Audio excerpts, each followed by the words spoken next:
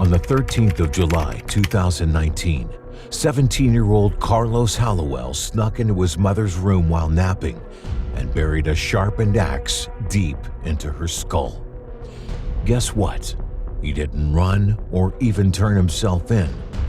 He instead dialed 911 and made a phony call to make it look like he was in distress.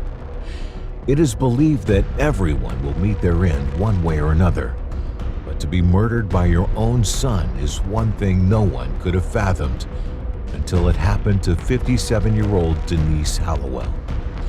Denise Hallowell, a middle school teacher, had always wanted a family. But life had other plans. After enduring 2 failed marriages, the dream of building a family the conventional way began to slip through her fingers. Nonetheless, Denise didn't give up. She turned to adoption as she herself had been adopted. She created a quiet life in Inverness, Florida with her son Carlos. Friends and neighbors described her as nothing but friendly and lovely.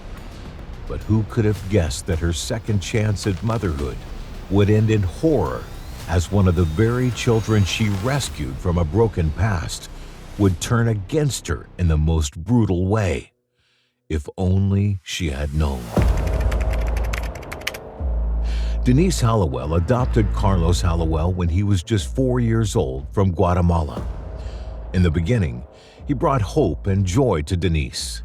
For years, it seemed like a dream come true. Carlos was everything a mother could hope for, as he was bright, athletic, and well-mannered. They moved into a peaceful lakefront home in Inverness, Florida, where neighbors often gushed about the seemingly perfect mother-son duo. But in 2014, Denise decided to open her heart once more, this time to an 8-year-old boy named Angel. Her hope was simple. Carlos would gain a brother, love, and the family would grow.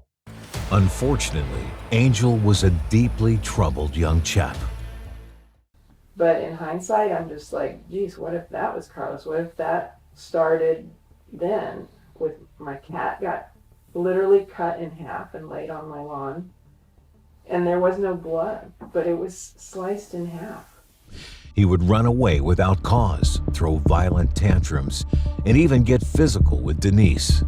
Things got so bad as Denise was once arrested on child abuse charges after it was discovered Angel's window was screwed shut and his door locked from the outside.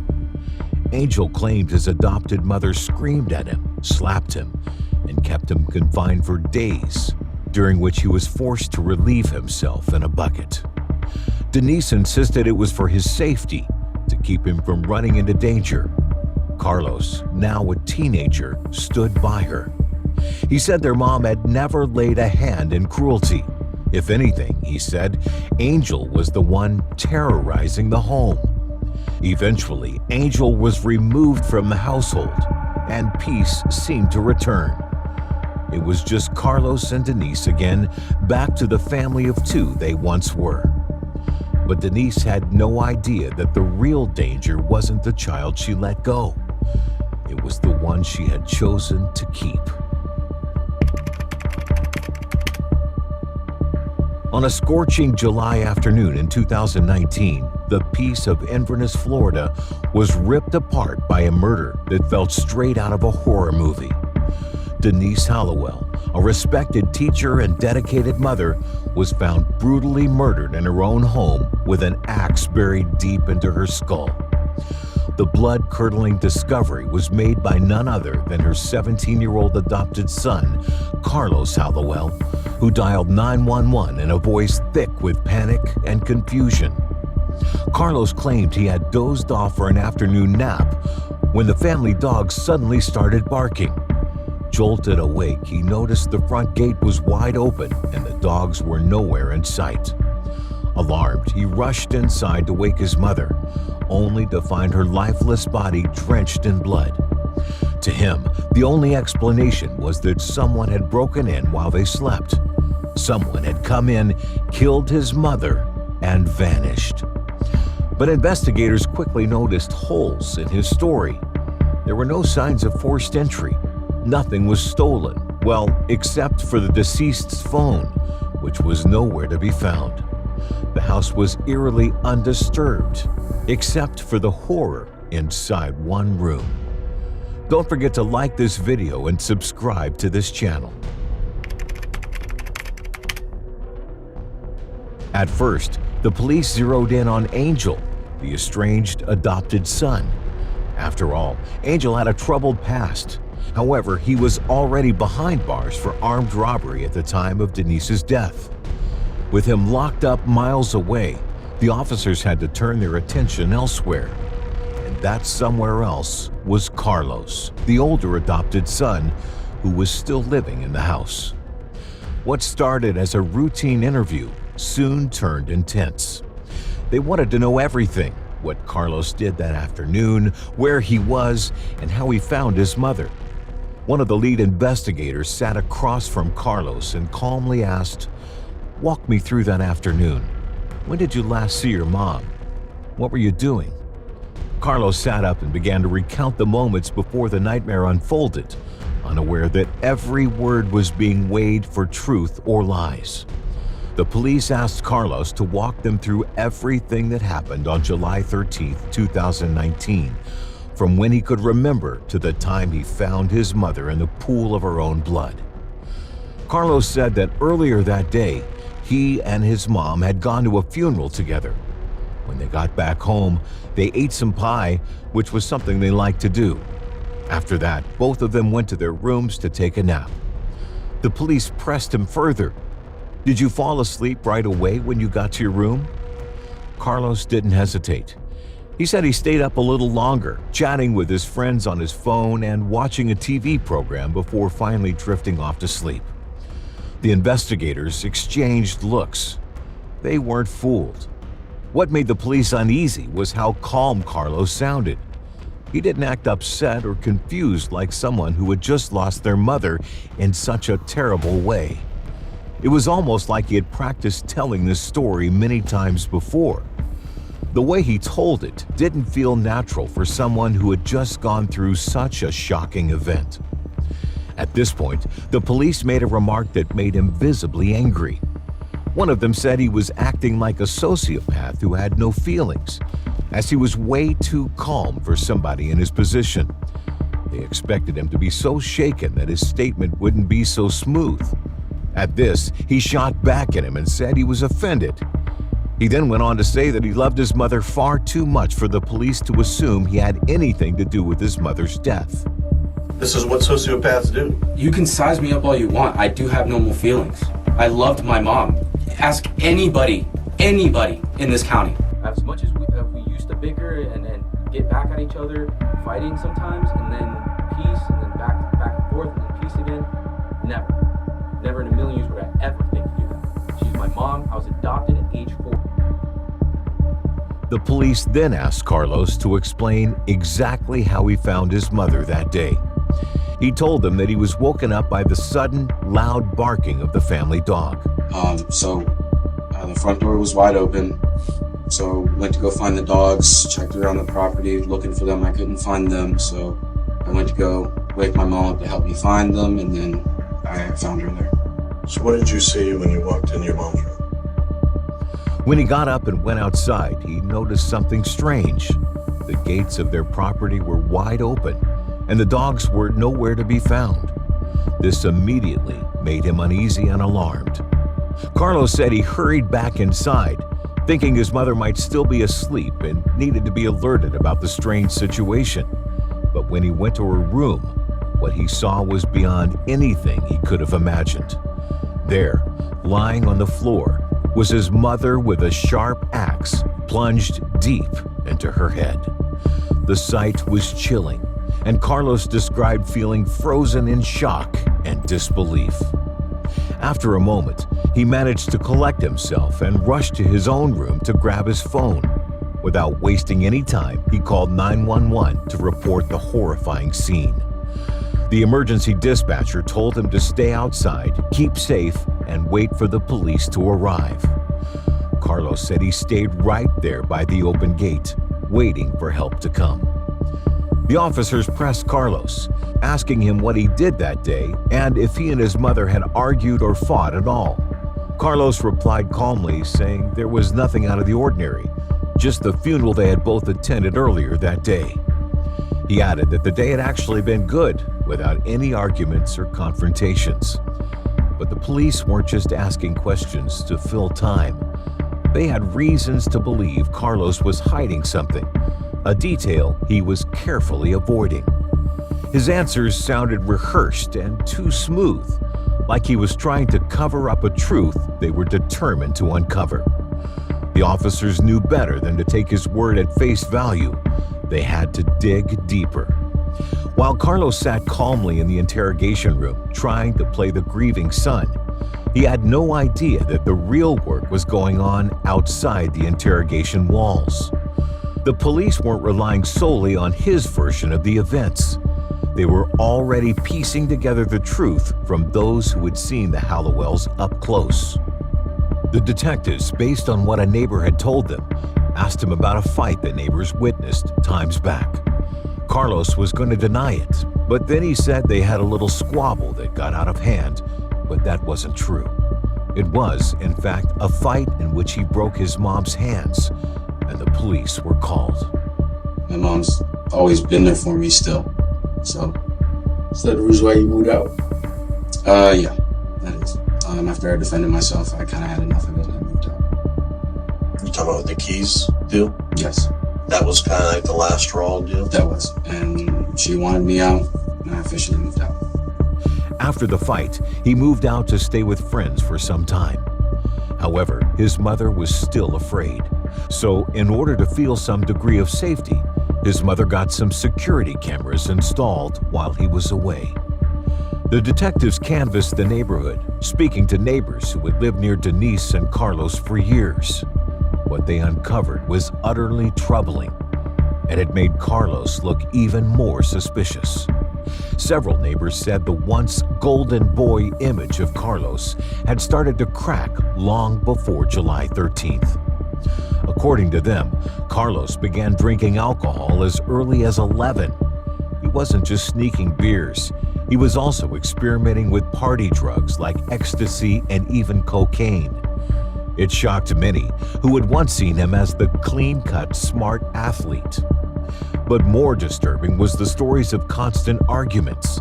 The yelling between Denise and Carlos had become routine, and it wasn't just typical teenage rebellion.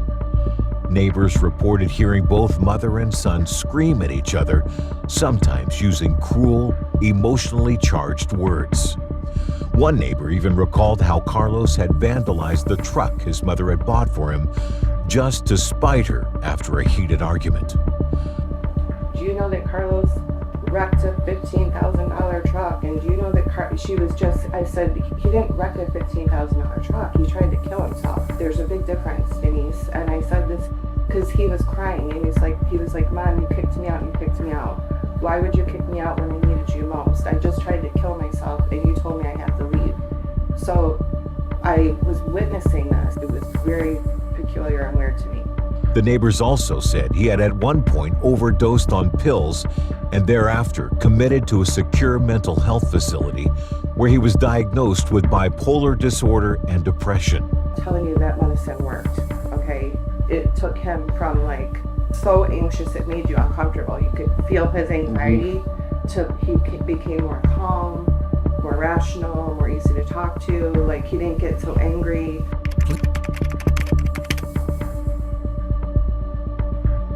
At first glance, the house looked undisturbed, but experienced eyes missed nothing. In Denise's belongings, they found something odd, like user manuals for home surveillance cameras. The strange thing was, there were no cameras mounted anywhere around the house. Not outside, not inside, not even packed up in a box. That raised immediate red flags. Where were the cameras? It wasn't long before the search expanded beyond the house. Given that the property sat behind a private lake, the police called in divers. Days later, in the shallow, murky waters behind the house, divers pulled out 3 small security cameras and Denise Hallowell's missing phone. The cameras had been ripped off and dumped. The phone, too, is waterlogged, but possibly recoverable. Someone had clearly tried to erase something, and that someone had to know those cameras were rolling. But who would have wanted to hide what the cameras saw the day Denise died? And more importantly, what was on them? They brought Carlos back in for another round of questioning. This time, the tone was a little firmer, the questions a little more precise. But Carlos, still trying to keep his composure, stuck to the same story he'd been telling since day one. Yes, he said he and his mother had gone to a funeral that morning. Yes, they'd come home, had pie, and taken a nap. Yes, he woke up to barking dogs, found the gate open, and discovered his mother's lifeless body. Then he called 911. The detectives nodded, but then they pivoted. "Carlos," one of them asked casually, "did you go anywhere before or after you called 911? This time, Carlos added a new detail. He said that while on the phone with dispatch, he ran over to a neighbor's house to check if the dogs had wandered there. They nodded again. Then another detective asked, "Did you go to the garage at any point that day?" Carlos hesitated, but then said yes. He'd gone there earlier to get a tool to cut a tree branch that had fallen on the neighbor's fence, and that, he claimed, was all. But the detectives were watching him closely now. His once calm demeanor had started to slip. He was fidgeting in his seat, rubbing his hands together and moving his legs nervously. They could see it. Carlos knew they were closing in, and the boy who once sat still and steady was now unraveling. What Carlos didn't know was that the investigators had already examined his phone, which had been in police custody since the night of the murder. Using GPS data, they had tracked his movements with precision, and what they found painted a very different picture. According to the data, Carlos had not just gone to the neighbors or the garage. His phone had pinged at multiple locations, mostly notably near the lake that bordered their property. This wasn't just speculation.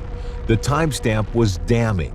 At exactly 6:18 p.m., during the time he was still on the phone with a 911 dispatcher, his GPS location placed him at the lake's edge. This was the same lake where divers had just made the chilling discovery. The time they entered the lake matched perfectly with the GPS record from Carlos's phone. So while he had been spinning a tale of innocence and concern, the truth was slowly clawing its way to surface. The police didn't have to yell or accuse. The evidence was louder than any interrogation. And Carlos, once calm and composed, began to crack. Carlos Hallowell sat in the interrogation room, no longer able to maintain the calm. The evidence had boxed him in. There was no more denying, no more deflecting. So when the officers confronted him with the GPS data and the discovery of the cameras and phone at the bottom of the lake, Carlos started confessing, but in bits. Oh, But apparently she admitted it to Peggy, that he pushed her, and she did fall, but he pushed her. And then she ended up with a broken wrist and the other arm as well, and a concussion. The truth, as twisted and painful as it was, finally came pouring out. He admitted that he and his mother, Denise, had a huge fight that day. Not just the usual back and forth they had become known for, but something deeper and more confrontational. It wasn't sudden either. According to Carlos, their relationship had been spiraling for years. Ever since he started experimenting with drugs and pulling away from her control, things had been rough. But the fight on July 13, 2019 had been the last straw. After attending a funeral together, they returned home and had pie. But shortly after, the arguments started up again. Carlos wanted to go to a vocational school instead of a conventional university. He had made up his mind, but Denise wasn't having it. She flat out refused to support his decision, threatening to cut him off financially and kick him out of the house if he didn't follow the path she wanted. Carlos said she didn't just stop there.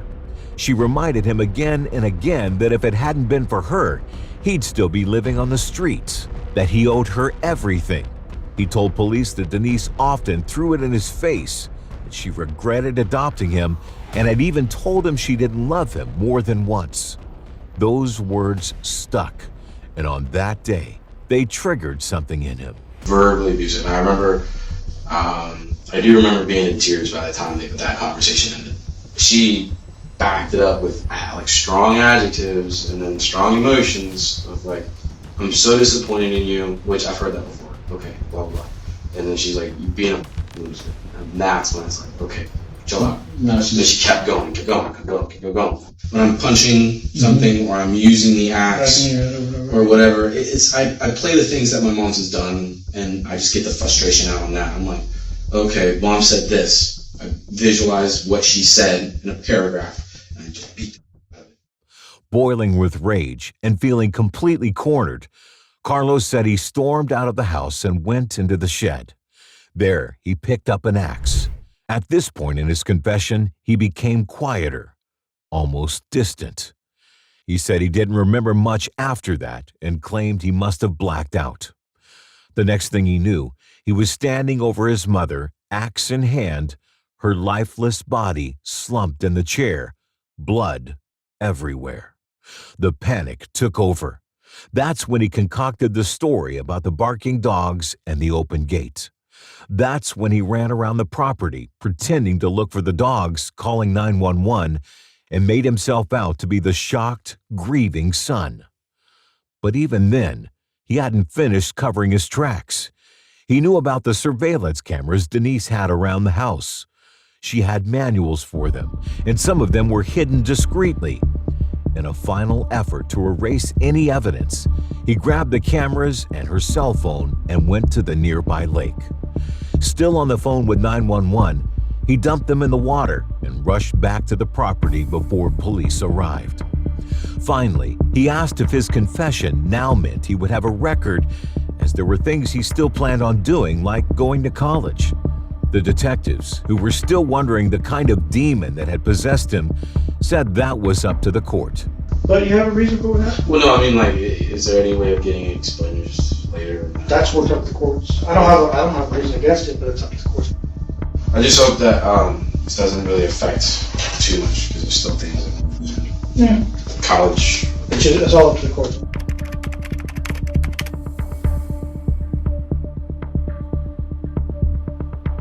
Carlos Hallowell was eventually charged and brought to court for the murder of his adoptive mother, Denise Hallowell. During the trial, both the prosecution and the defense called in psychologists to evaluate Carlos's mental state. These expert witnesses carefully studied his behavior, history, and responses during their interviews with him. When it was time for sentencing, the judge referred to the findings from these mental health professionals. According to their reports, Carlos met 16 out of the 20 traits used to identify someone as a psychopath. Traits like a lack of empathy, manipulation, emotional coldness, and impulsiveness were all present in him. The judge didn't mince words when he said clearly that there is no rehabilitation for someone who is deeply psychopathic. In other words, therapy or counseling wouldn't fix what was wrong with Carlos. Although he was only 17 at the time of the trial, the seriousness of the crime meant he was tried as an adult. The court found him guilty of first-degree murder. He was sentenced to life in prison with no chance of parole for now. However, the judge stated that his case would be reviewed again in the year 2044. That's when a different judge will take another look and decide if any changes should be made to his sentence. Today, Carlos Hallowell is locked up at Holmes Correctional Institution in Florida.